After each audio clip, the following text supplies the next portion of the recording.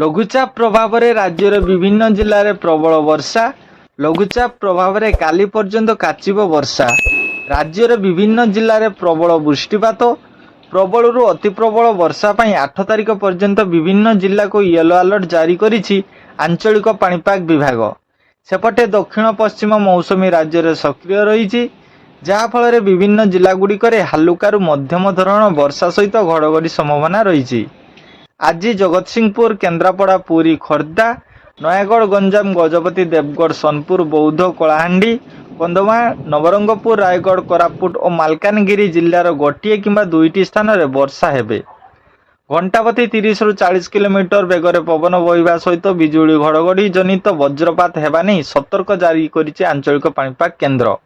परवर्ती खबर, बंगोपसागर में बैक टू बैक लघुचाप। 16 तारिख जाए प्रबल वर्षा। 27 जिला को येलो अलर्ट जारी। चिंता बढ़ाइलाणी बैक टू बैक लघुचाप। गोटे लघुचाप प्रभाव न जाऊणु पुणी बंगोपसागर सृष्टि होउछि आउ एक लघुचाप क्षेत्र। प्रभाव में 11 रु 16 जाए पुणी वर्षा लगी रहिबा नहीं आकलन करिसेंती पाणीपाग विशेषज्ञ। सेपटे 10 तारिख जाए वर्षा संभावना नहीं येलो अलर्ट जारी करिछि आंचलिक पाणीपाग केन्द्र। गोटे लघुचाप प्रभाव न कमुणु आउ एक लघुचाप संभावना। मौसमी ट्रप लाइन प्रभाव में राज्य में लगी रही वर्षा। आहरी 5 दिन बर्षिबा नहीं अलर्ट करिछि आंचलिक पाणीपाग केन्द्र। आसंता काली 27 जिला को येलो अलर्ट जारी करा जायछि। 10 तारिख जाए प्रबल वर्षा नहीं सतर्क करिछि केन्द्र। आसंता 24 घंटे केन्दुझर, मयूरभंज, सुंदरगढ़ जिले में गोटे किंबा दुईटी स्थान में बिजुली और घड़घड़ी सहित घंटाप्रति झटका पवन 30 रु 40 किलोमीटर हो पारे। 24 घंटे बरगढ़, पद्मपुर और रायगढ़ पद्मपुर में 88.0 मिमी वर्षा रेकर्ड होता बेले 9टी जिले में प्रबल वर्षा रेकर्ड होती। ट्रप लाइन प्रभाव न कमुणु सेपटे पुणी बंगोपसागर में आउ एक लघुचाप सृष्टि हेबा नहीं पूर्वानुमान करिछि आंचलिक पाणीपाग विशेषज्ञ।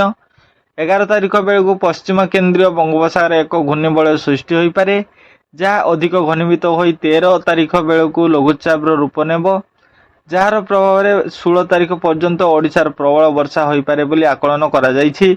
राज्य में बैक टू बैक लघुचाप जो समुद्र अशांत रही, तेणु समुद्र को न जावाक मत्स्यजीवी को बारण करा जायछि। एमिति नुआ नुआ लेटेस्ट वीडियो पाइबा आम चैनल को सब्सक्राइब करूँ, जहाँफल आपण मैंने डेली नुआ वीडियो पाइपर। तो फ्रेंड्स, ये वीडियो को व्हाट्सएप, फेसबुक, ट्विटर माध्यम शेयर करूँ।